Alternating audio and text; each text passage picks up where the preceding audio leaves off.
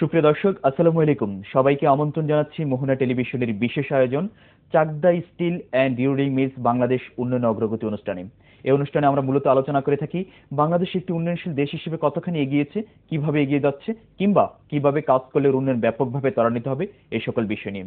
আর এই সকল বিষয়ে কথা বলতে স্টুডিওতে আমন্ত্রণ জানিয়ে থাকি বাংলাদেশের উন্নয়ন কর্মকাণ্ডের সাথে জড়িত অত্যন্ত প্রিয় মানুষদেরকে। আমার সাথে আছেন লালমনিরহাট 2 আসনের মাননীয় সংসদ সদস্য আওয়ামী লীগের নুরুজ্জামান আহমেদ, এবং আমার সাথে আছেন অধ্যক্ষ আবুল কালাম আজাদ, মাননীয় সংসদ সদস্য গাইবান্ধা 4। স্যার কেমন আছেন? জি, ভালো আছি। আমি প্রথমে যাব নুরুজ্জামান আহমেদের কাছে। স্যার, আজকে আমাদের প্রতিপাদ্য বিষয় হচ্ছে সুশাসন, গণতন্ত্র এবং ক্ষমতার বিকেন্দ্রীকরণ। সেটা হচ্ছে যে সরকারের 3টি বিষয় কিন্তু সবচেয়ে বেশি অগ্রাধিকার দিচ্ছে কিন্তু সরকার, মানে এই বিষনে আর কি, যে বিষনে অ্যাকচুয়ালি ঘোষণা করেছে। সেখানে হচ্ছে প্রত্যেকটা ক্ষেত্রে কিন্তু আমাদের সুশাসন বজায় রাখতে হবে।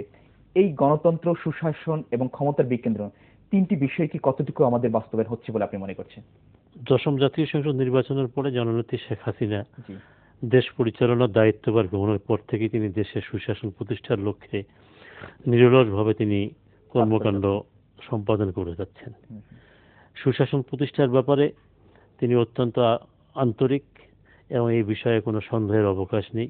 দেশে তিনি সুশাসন প্রতিষ্ঠিত করার লক্ষ্যে তেনার যেটা দৃঢ় প্রত্যয় তিনি ঘোষণা করেছেন, আমরা মনে করি এবং দশম জাতীয় সংসদের সংসদ সদস্য হিসেবে আমরা মনে করি যে তিনি দেশের সুশাসন প্রতিষ্ঠা অবশ্যই করতে পারবেন। এ ব্যাপারে আমাদের আন্তরিকতা, আমাদের অনুভূতি, আমাদের আগ্রহ, আমরা আমাদের প্রত্যয় আমরা ব্যক্ত করছি। এ ব্যাপারে কোনো সন্দেহ নেই আর কি। আর দেশে গণতন্ত্র প্রতিষ্ঠার জন্য তো তিনি দেখা যাচ্ছে যে বিগত 5ই জানুয়ারি নির্বাচনের পূর্বে বিএনপি জামাত জোট গণতন্ত্রকে নস্যাৎ করার লক্ষ্যে তারা যে সহিংসতা এবং তারা যে ধরনের কর্মকাণ্ড চালিয়েছিল, এটা দেশের মানুষ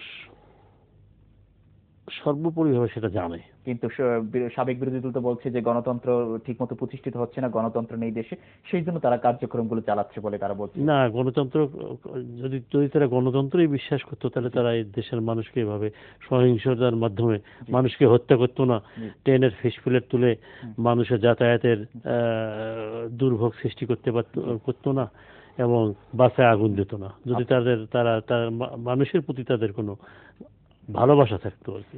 আমি একটু অধ্যক্ষ আবুল কালাম আজাদ স্যারের কাছে যাব। স্যার, যেটি হচ্ছে যে সরকার একটি বড় কথা হচ্ছে যে নাগরিকের জীবনে নিরাপত্তা বিধান এবং কাজের মান নিশ্চিত করতে হবে, এবং সকলকে যেন, যুব সমাজকে যেন কাজের মধ্যে তাদেরকে আটকে রাখা যাবে, কাজের মধ্যে তাদেরকে ইনভলভ করতে হবে। কিন্তু সরকার কতটুকু পারছে বলে আপনি মনে করছেন? বিশেষ করে আমি যেটা বলতে চাচ্ছি যে আমাদের এক সময় আমাদের উত্তর অঞ্চলে, বিশেষ করে আমরা মঙ্গাপেরুতে একটি এলাকা ছিল, এখন কিন্তু আর মঙ্গা নেই, কিন্তু এখন মঙ্গা নেই। এটাই আমি বুঝাতে চাচ্ছি যে আসলে মঙ্গা নেই, মানুষ কর্মক্ষম হয়েছে, মানুষ উৎপাদনের সাথে যুক্ত হয়েছে। আমাদের মান্দাতা আমলের আমাদের কৃষি ক্ষেত্রে ব্যবহৃত যন্ত্রপাতি বিলুপ্ত হয়েছে, উন্নত প্রযুক্তিতে চাষাবাদ হচ্ছে। নির্দ্বিধায় নিঃসংকোচে বলতে পারি যে বাংলাদেশ এগিয়ে যাচ্ছে অর্থনৈতিকভাবে। এখানে বেকারেরা তাদের কর্মসংস্থান কিন্তু তাদের ফিরে পাচ্ছে, বিভিন্ন সেক্টর তৈরি হচ্ছে বাংলাদেশে, কর্মক্ষেত্র, এগুলো কিন্তু যুবকেরা কাজ করতে পারছে। আচ্ছা আচ্ছা, আরেকটি বিষয় হচ্ছে যে আপনি একজন নবীন সংসদ সদস্য এবং স্বতন্ত্র থেকে হয়েছেন আর কি। সেক্ষেত্রে হচ্ছে যে এলাকায় কিন্তু আপনাদের কিন্তু সরকার কিন্তু এবছর ভিশন, কিন্তু একটা বড় ভিশন যে অ্যাকচুয়ালি ঘোষণা করেছে। সেখানে আপনাদের অনেক বড় বড় কাজ করতে হচ্ছে, আপনাদের কাজের পরিধিটা অনেক বিশাল। কিভাবে কাজ করছেন এখন এলাকায় আর কি? আমরা এলাকাতে মূলত কাজ করার ক্ষেত্রে কোনো জটিলতা আসলে তৈরি হচ্ছে না, আমরা স্বতঃস্ফূর্তভাবে কাজ করতে পারছি। আর বিগত 10ম জাতীয় সংসদ নির্বাচনে যারা সহিংসতার পথ গ্রহণ করে গণতন্ত্রের পথ যারা রুদ্ধ করতে চেয়েছিল, তারা আসলে জনগণ থেকে বিচ্ছিন্ন হয়েছে। স্বতন্ত্র থেকে সংসদ সদস্য হয়েছেন। সাবেক বিরোধী দল বলছে যে আসলে সুষ্ঠু নির্বাচন হয়নি এবং নির্বাচনে যে বিষয়টি থাকা দরকার ছিল সেটি হয়নি। আপনি একজন সংসদ সদস্য হিসেবে, স্বতন্ত্র হিসেবে নির্বাচনটিকে কিভাবে দেখছেন, যে আসলে কি খুব গ্রহণযোগ্য নির্বাচন হয়েছে কিনা আপনার মুখ থেকে আমরা একটু জানতে চাই। হ্যাঁ, নির্বাচন গ্রহণযোগ্য নির্বাচন হয়েছে, কারণ এখানে সাংবিধানিক সংকট, গণতন্ত্রের সংকট, সেই গণতন্ত্রের সংকট কিন্তু তৈরি করেছিলেন আমাদের বিরোধী দলনেত্রী বেগম খালেদা জিয়া। আচ্ছা। এবং তার সহযোগী ৭১-এ পরাজিত রাজাকার আল বদর আল শামস বলে পরিচিত, যাদেরকে আমরা মনে করি জামাতে ইসলাম, যারা মৌলবাদের রাজনীতিতে বিশ্বাস করে, যারা বাংলাদেশের উন্নয়নের পথে প্রতিবন্ধকতা বারবার তৈরি করে আসছিলেন, এরাই আসলে গণতন্ত্রকে হত্যা করার চেষ্টা করেছিল। জননেত্রী শেখ হাসিনা অত্যন্ত দৃঢ়তার সাথে গণতন্ত্রকে সমুন্নত রাখার স্বার্থেই মূলত ১০ম জাতীয় সংসদ নির্বাচনটি উনি অনুষ্ঠিত করেছিলেন। সেই নির্বাচন অবাধ নিরপেক্ষ হয়েছে। আমি নির্বাচন করেছিলাম। আরেকটি বিষয়, সরকার অবশ্যই আপনাদেরকে মাননীয় প্রধানমন্ত্রী একটি মিশন দিয়েছে যে এইভাবে কাজ করতে হবে। সেই ক্ষেত্রে হচ্ছে যে এলাকায় কিন্তু প্রতিবন্ধকতা কিন্তু অনেক কিন্তু আছে কাজ করার ক্ষেত্রে, কিন্তু আপনি কোন বিষয়গুলো চিহ্নিত করেছেন যে এই প্রতিবন্ধকতা আছে এখনো, এগুলোকে মানে কাটিয়ে উঠতে হবে আর কি? এলাকায় প্রতিবন্ধকতা, আমার এলাকায় বিশেষ করে আমার নির্বাচনী এলাকায় এখানে কোনো প্রতিবন্ধকতা আছে বলে আমি মনে করি না। আমার নির্বাচনী এলাকা লালমনিরহাট ২ কালীগঞ্জ আদিতবাড়ি উপজেলা নিয়ে গঠিত। এখানে উন্নয়নের ক্ষেত্রে কোনো প্রতিবন্ধকতা নেই। আচ্ছা। এবং আমি এটা বিশ্বাস করি, এবং আমি আন্তরিকতার সাথে, আমি দায়িত্বভার গ্রহণের পর থেকে আমি আন্তরিকতার সাথে আমি কাজ করে যাচ্ছি। এবং আমি মনে করি যে এলাকার লোকজনের যাতায়াত ব্যবস্থা, যুবকদের জন্য কর্মসংস্থানের সুযোগ সৃষ্টি করা, এবং ঘরে ঘরে বিদ্যুতের আলো জ্বালানো, এটাও একটা সমস্যা। এবং বিশেষ করে শিক্ষার ব্যাপারে বর্তমান সরকারের যেটা লক্ষ্য হলো জাতিকে সুশিক্ষিত করে তোলার লক্ষ্যে বর্তমান সরকার যে পরিকল্পনা গ্রহণ করেছে সেটাকে বাস্তবায়ন করা আর কি। জনাব অধ্যক্ষ আবুল কালাম আজাদ স্যার, আপনি বিষয়টিকে কিভাবে দেখছেন, যেটা বলে এলাকার ডেভেলপমেন্টের জন্য যে বিষয়গুলো চিহ্নিত করেছে, আপনি এলাকার জন্য কি কি ডেভেলপমেন্টের কি কি বিষয় হাত দিয়েছেন এখন পর্যন্ত? আমাদের ৯ম জাতীয় সংসদ নির্বাচনে যারা নির্বাচিত হয়েছিলেন এমপি হিসাবে, ওনারা উন্নয়ন কর্মকাণ্ড এলাকাতে ত্বরান্বিত করেছেন শেখ হাসিনার নির্দেশ অনুযায়ী। সে কাজগুলি ধারাবাহিকভাবে সে কাজগুলি চলছে। মানে আপনি ধারাবাহিকতা বজায় রাখছেন আর কি? আমি সেই ধারাবাহিকতার সাথে সংযোগ রেখে নতুন স্কিম যেগুলি আমি গ্রহণ করছি, আমার এলজিডি অথবা অন্য কোনো প্রজেক্টে, এগুলি ধারাবাহিক রক্ষা করে কাজগুলি পরিচালনা শুরু করেছি। আসলে এলাকার যোগাযোগ ব্যবস্থা, বিদ্যুতায়ন, এগুলি একটি দেশের উন্নয়নে এগুলি আসলে খুবই প্রয়োজন। তা আমি শিক্ষার উপর আমি গুরুত্ব দিয়েছি, এবং যারা ড্রপ আউট, যারা ঝরে পড়ে আছে, আমার এলাকাতে রক্সের একটি প্রোগ্রাম রয়েছে। সেই প্রোগ্রাম ঝরে পড়া ছাত্রছাত্রীদের লেখাপড়া করার জন্য শিক্ষা মন্ত্রণালয়, প্রাথমিক এবং গণশিক্ষা মন্ত্রণালয়ের একটা রক্স প্রকল্পের অধীনে সেই কার্যক্রমগুলি আমার এলাকাতে পরিচালিত হচ্ছে। এবং আমি বিশ্বাস করি খুব অচিরেই যে ভাবে শিক্ষার কার্যক্রমটা পরিচালিত হয়েছে, আমার উপজেলায় 100% শিক্ষাকে আমি প্রাধান্য দিতে পারবো এবং এই জায়গায় আমি পৌঁছতে পারবো। আরেকটি বিষয় হচ্ছে যে স্বতন্ত্র সংসদ সদস্যদের যে দলীয় সংসদ সদস্য থেকে কাজের পরিধি একটু আমরা শুনে এসেছি যে একটু কম থাকে বা বাজেট একটু কম থাকে আর কি। আসলে আপনি বিষয়টি কিভাবে দেখছেন, আসলে কি তাই কিনা? আসলে এগুলি ঘটনা বাইরে থেকে যেগুলি শোনা যায়, আসলে বাস্তবে সেরকম না। এখানে সরকার এবং স্বতন্ত্র সদস্যদের মধ্যে কোনো জায়গাতেই আসলে বরাদ্দের ক্ষেত্রে কোনো তফাৎ নেই। আচ্ছা। এগুলি বাইরে থেকে যে গুঞ্জন শোনা যায়, আসলে বাস্তবে সেটা সঠিক। আচ্ছা আচ্ছা। জনাব নুরুজ্জামান, আপনি বিষয়টি কিভাবে দেখছেন আর কি, যে স্যার যেটি বলছেন এর সাথে কতটা একমত? ঠিকই বলেছেন উনি। বিশেষ করে জননেত্রী শেখ হাসিনার সরকার স্বতন্ত্র সদস্য, বিরোধী দলের সদস্য এবং সরকারি সদস্যের মধ্যে যে বরাদ্দ, উন্নয়নের জন্য যেটা বরাদ্দ তিনি সেটা সমভাবে সুষম বন্টনের মাধ্যমেই সেই প্রক্রিয়া অব্যাহত রেখেছেন আর কি। আচ্ছা। আরেকটি বিষয় হচ্ছে সরকার কিন্তু বারবার বলেছে সংসদকে কার্যকরী করা। এখন দেখছি যে যারা বিরোধী দলে আছে, আপনাদের জাতীয় পার্টি, তারা কিন্তু সরকারের কতটুকু কাজের সমালোচনা করছে আমি জানি না। সংসদ কতটুকু কার্যকরী আছে বলে আপনি মনে করছেন আর কি? না, বিরোধী দল হিসেবে তারা তাদের ভূমিকা পালন করছে পুরোপুরিভাবে তাদের ভূমিকা তারা পালন করছে। এখানে সরকারের যেটা ভালো কাজ সেটা তারা ভালো বলতেছে, যেটা সরকারের খারাপ সেটার ব্যাপারে সমালোচনা করতেছে বিরোধী দল। একটি বিষয় হচ্ছে যে আমরা তো বারবার শুনেছি যে সরকারের সব কাজের সাথে তারা একমত পোষণ করছে আর কি। এটা আসলে না, সরকার যেটা ভালো করতেছে সেখানে তারা সহযোগিতা করতেছে, এবং যেটা সরকার যেটা ভালো করতেছে না সেটার ব্যাপারে সমালোচনা করতেছে, এবং সেটা ত্রুটি ধরায় দিয়ে সরকারকে সতর্ক করে দিচ্ছে। আর জনাব অধ্যক্ষ আবুল কালাম আজাদ বলছিল যে আগের সরকার এসে যেটা করেছিল সেটার আপনার ধারাবাহিকতা তিনি বজায় রাখছেন আর কি। আপনি কি যেই সরকার আগে ছিল আপনার এলাকায় যে সংসদ ছিল তার কাজের সাথে কতটুকু ধারাবাহিকতা এখন বজায় হ্যাঁ, রাখছেন? সেটাই, সেই উন্নয়নের ধারাবাহিকতা আমি রক্ষা করে চলছি আর কি। স্যার এই কথাগুলো শুনবো, তার আগে আমরা ছোট্ট একটা বিরতিতে যাব। সুপ্রিয় দর্শক, আমরা যাব চাকদা স্টিল অ্যান্ড রিরোলিং মিলসের সৌজন্য ছোট্ট একটা বিরতিতে। আশা করছি আমাদের সাথেই থাকবেন।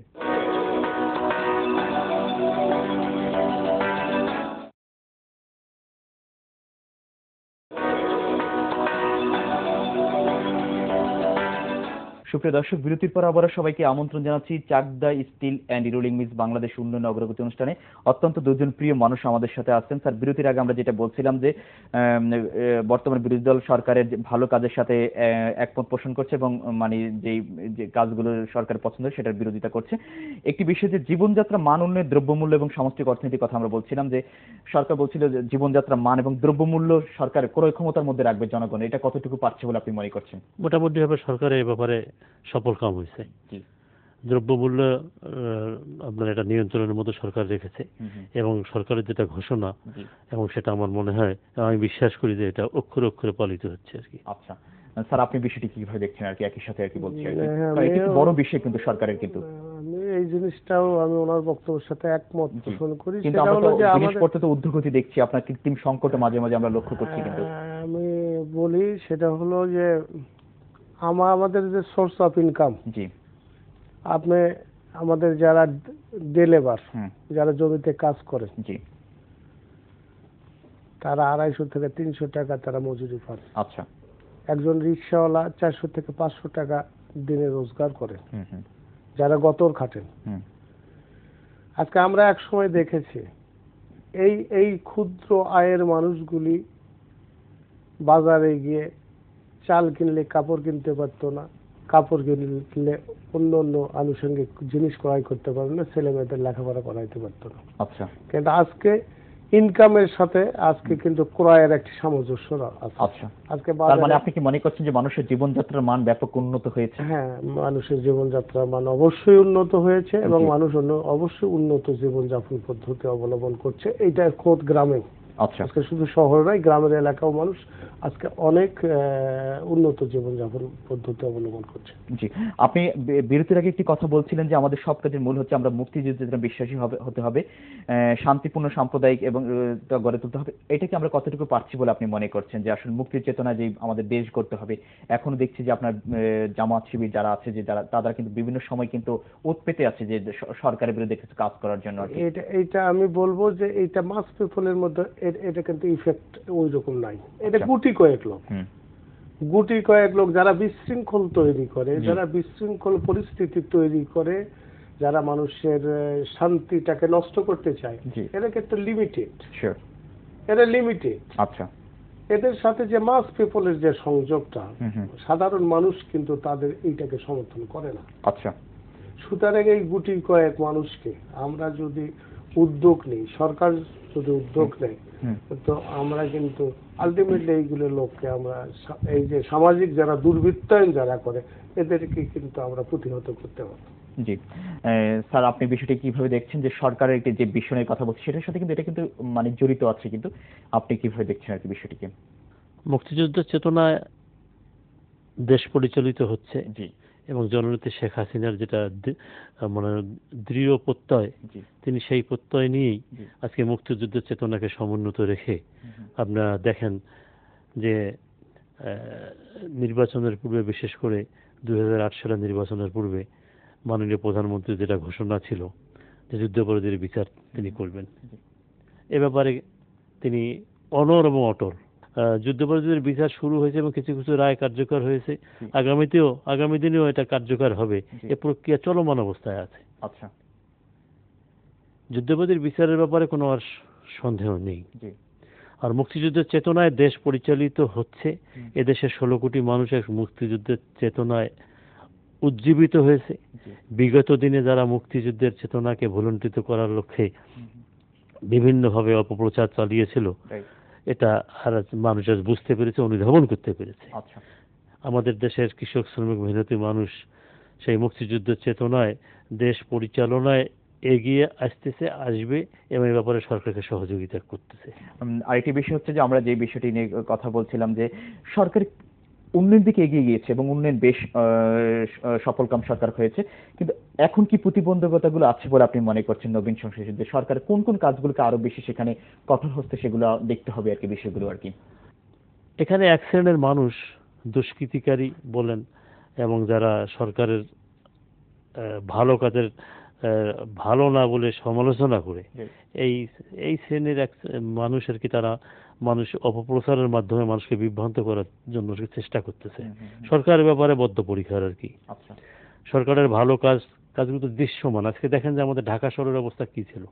আগামী দিনে যদি সরকার সুষ্ঠুভাবে কাজকর্ম করতে পারে, আমার মনে হয় যানজট সমস্যার সমাধান অবশ্যই জননেত্রী শেখ হাসিনা সরকার করতে পারবে। জি, জনাব আবুল কালাম আজাদ স্যার, যেটা প্রতিবন্ধকতাগুলো আপনি কি দেখতে পাচ্ছেন যে এই প্রতিবন্ধকতা হচ্ছে এগুলোকে সরকার মোকাবেলা করতে হবে বলে আপনি মনে করছেন? জননেত্রী শেখ হাসিনা দুর্নীতির বিরুদ্ধে কঠোর অবস্থান গ্রহণ করেছেন। আমাদের উন্নয়নের প্রতিবন্ধকতা দুর্নীতি। কঠোর অবস্থা। আমরা কিন্তু এখনো সুইস ব্যাংকে কিন্তু টাকা কিন্তু দেখছি যে সুইস ব্যাংকে কিন্তু হাজার হাজার টাকা কিন্তু জমে গিয়েছে কিন্তু ক্ষমতায় যারা থাকতেন, জি, বিভিন্ন সময়ে যে টেন্ডারবাজি হইত। আওয়ামী লীগ সরকার, জননেত্রী শেখ হাসিনা সরকার ক্ষমতাতে আসবার পরে জি, দুর্নীতিটাকে লাঘব করবার জন্য উনি কিন্তু ইতিমধ্যে অনলাইনে টেন্ডারগুলি, ই টেন্ডার থেকে শুরু করে অন্যান্য সমস্ত কিছু অনলাইনে হচ্ছে। যাতে করে হচ্ছে দুর্নীতিটা কমে যায়। এখানে দুর্নীতি করবার কোনো সুযোগ নাই, পক্ষপাতিত্ব করবার কোনো সুযোগ নাই, এখানে ব্যালট বাক্স ছিনতাইয়ের কোনো অবকাশ নাই। জি, তো এটার থেকে আমরা ধরে নিতে পারি যে আসলে দুর্নীতিকে রোধ করবার জন্য সরকার আসলে বিভিন্নভাবে বিভিন্ন পলিসি গ্রহণ করছে। আমি কৃষিক্ষেত্রে আমরা কৃষকদের যখন সাবসিডি দেন কৃষি বিভাগ, তখন 10 টাকা করে টাকার একটি ব্যাংক অ্যাকাউন্ট উনি খুলেছেন। ব্যাংক অ্যাকাউন্টের মাধ্যমে সরাসরি কৃষক ব্যাংক থেকে তার টাকা উত্তোলন করা। তার মানে প্রতিটা ক্ষেত্রে সরকার সুযোগ করে দিচ্ছে আর কি সবাইকে। হ্যাঁ, সুযোগ করে দিয়েছেন এবং দুর্নীতি রোধের একটি ভূমিকা। আমরা মনে করি যে দুর্নীতি আমাদের উন্নয়নের প্রতিবন্ধকতা, এবং শেখ হাসিনার সরকার মূলত দুর্নীতি রোধের জন্য বিভিন্নভাবে বিভিন্ন পদক্ষেপ গ্রহণ করছে। জি, আমরা সত্যি খুশি যে সরকার এই বিষয়টিকে খুব ভালোভাবে নজর দিচ্ছে। আর একটা বিষয়, আইন শৃঙ্খলা পরিস্থিতি মাঝে মাঝে কিন্তু মাননীয় সংসদ সদস্য আইন শৃঙ্খলা পরিস্থিতিকে বিঘ্ন করছে কিন্তু বিচ্ছিন্ন কিন্তু ঘটনার জন্য কিন্তু। এই বিষয়টিকে আপনি কিভাবে দেখছেন? এলাকায় কিন্তু হচ্ছে, আপনার এলাকায় মাঝে মাঝে হতে পারে, আমরা যেটা দেখেছি। এই বিষয়টিকে আপনি কিভাবে দেখছেন? ওইটার প্রতি সরকার কতটুকু সজাগ আছে বলে আপনি মনে করছেন? না, আইন শৃঙ্খলার ব্যাপারে সরকার অবশ্যই সজাগ আছেন এবং আমাদের আইন প্রয়োগকারী সংস্থাও বিভিন্নভাবে বিভিন্ন জায়গায় সজাগ রয়েছে।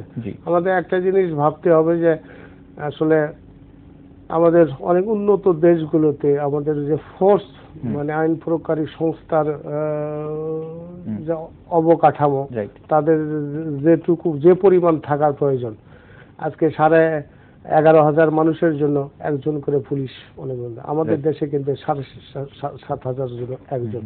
এটাকে বাড়াইতে হবে। আমাদের আইন প্রয়োগ সংস্থাকে বাড়াইতে হবে এইগুলি মোকাবেলার জন্য, এবং পাশাপাশি আমাদের জনগণের মধ্যেও এই যারা এগুলো সন্ত্রাস করে, অরাজকতা করে, দুষ্কৃতিকারী যারা, তাদের মধ্যে একটা মোটিভেশনও আসলে জনগণের মধ্যে থাকা উচিত। শুধুমাত্র আমরা সরকারের উপর নির্ভর করে, আইন প্রয়োগকারী সংস্থার উপর নির্ভর করলে শুধু আইনটাকে টিকে রাখা যাবে না, সাথে সাথে আমার উপর যে নৈতিক দায়িত্বটি, এই দায়িত্বটিও আমার যথাযথ পালন করা উচিত, পালন করতে হবে। আমি যেন আইনটাকে লঙ্ঘন নিজে না করি। আচ্ছা, তাহলে আমরা মনে করি যে এটা সম্ভব। যেটা বলছিল আর কি, যে আইন শৃঙ্খলা পরিস্থিতি নিয়ে, যে আর শুধু সরকারের না, আপনি যে একজন সংসদ সদস্য, আপনাকে কঠোর হস্তে বিষয়গুলোকে দমন করতে হবে। অবশ্যই উনি একটা স্পষ্ট কথা বলেছেন, বাস্তব কথা বলেছেন। শুধু আমরা সরকারের দিকে চেয়ে থাকবো, আমরা যে অবস্থানে আছি আমাদের দায়িত্ব পালন করতে। দেশের যারা সচেতন নাগরিক আছেন, দেশের সুশীল সমাজ আছেন, সবারই দায়িত্ব হলো আপনার তাদের দায়িত্ব সুষ্ঠুভাবে পালন করা। কিন্তু আমরা একটি বিষয় কিন্তু লক্ষ্য করছি যে সরকারের অনেক ভালো কাজের কিন্তু আজকাল কিন্তু সুশীল সমাজ কিন্তু মানে পছন্দ করছে না, কিন্তু অনেক সময় দেখছি সমালোচনা করে। কিন্তু আপনি সংসদ বিষয়টি কিভাবে দেখছেন আর কি? এটা আমরা এলাকায় যাচ্ছি, আমরা সরকারের সেই ভালো কাজটা, দৃশ্যমান কাজটা আমরা এলাকার জনগণকে আমরা বুঝাচ্ছি, এবং জনগণ ঠিকই বুঝতেছে।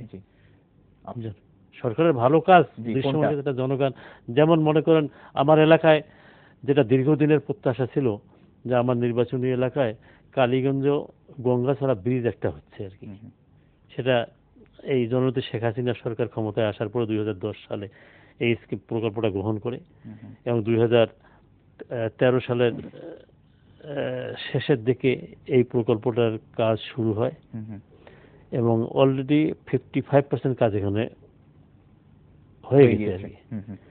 আপনার এটা হলো তিস্তা নদীর উপরে 850 মিটার ব্রিজ তৈরি, 150 কোটি টাকা ব্যয় এটা সরকার এটা করতেছে, যেটা আমাদের ওই এলাকার 15 লক্ষ লোকের জন্য একটা স্বপ্ন ছিল।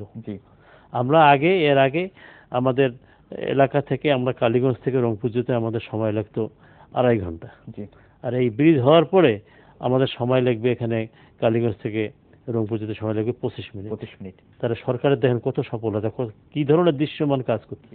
আপনি একটু আমাদের স্বপ্নের বাণী শুনে এলাকার জনগণের উদ্দেশ্যে যদি আপনি কিছু বলতে চান, তাদেরকে কি কি সুবিধা দিতে চাচ্ছেন এবং একটু স্বপ্নের বাণী দিয়ে শোনান আমাদেরকে। আমি এলাকার জনগণকে যোগাযোগ ব্যবস্থার সুযোগ সুবিধা দিতে যাচ্ছি। বিদ্যুতায়নের জন্য আমি আমার এলাকার জনগণকে আমি আশ্বস্ত করেছি, ইনশাআল্লাহ আমি এটা করেই যাব। জাতিকে শিক্ষিত করার লক্ষ্যে সরকারের যেটা উদ্দেশ্য, শিক্ষার জন্য যেটা প্রচেষ্টা সরকার গ্রহণ করেছে, যে প্রকল্প গ্রহণ করেছে, আমার এলাকায়ও আমি আমার নির্বাচনী এলাকায় এই মানুষকে আমাদের সেই আওতায় নিয়ে আসবেন, সেই আওতায় নিয়ে আসবেন। মাননীয় সংসদ সদস্য স্বতন্ত্র হিসেবে বিপুল ভোটের মাধ্যমে জনগণ আপনাকে সংসদে পাঠিয়েছে, এলাকার জনগণের উদ্দেশ্যে যদি কিছু বলেন আমাদের। আমি আমার এলাকার মানুষের সেই কাঙ্ক্ষিত স্বপ্নটুকু বাস্তবায়নের জন্য আমি কাজ করে যাব, জনগণের পাশে থাকব এবং এই উন্নয়ন কর্মকাণ্ড পরিচালনা করবার জন্য আমি সরকারের বিভিন্ন মন্ত্রী, স্বয়ং প্রধানমন্ত্রী সবার সাথে আমি কথা বলে আমি এলাকার উন্নয়নটি ত্বরান্বিত করতে চাই, যেন মানুষের যে প্রত্যাশা, সেই প্রত্যাশাটাকে আমি যেন পূরণ করতে পারি। আমরা আশা করছি যে মানুষের যে আশা করে আপনাদেরকে সংসদে পাঠিয়েছে, সেই মানুষের আশাটুকু আপনারা পূরণ করবেন। অসংখ্য ধন্যবাদ নুরুজ্জামান আহমেদ এবং অধ্যক্ষ আবুল কালাম আজাদ আমাদেরকে সময় দেওয়ার জন্য। আপনাকেও ধন্যবাদ আপনাকে। সুপ্রিয় দর্শক, আমরা আমাদের অনুষ্ঠানে একেবারে শেষ প্রান্তে, তবে যাবার আগে বলছি অনুষ্ঠান সম্পর্কে এবং উন্নয়ন সম্পর্কে যে কোনো তথ্য এবং মতামত আপনি আমাদেরকে জানাতে পারেন। আপনি জানান আমাদেরকে, আমরা জানাবো গোটা বাংলাদেশকে। এতক্ষণ আমাদের সাথে থাকার জন্য সবাইকে অসংখ্য ধন্যবাদ জানিয়ে আমি সাইফুল ইসলাম নয়ন এখানে বিদায় নিচ্ছি। ভালো থাকবেন সবাই, আল্লাহ হাফেজ।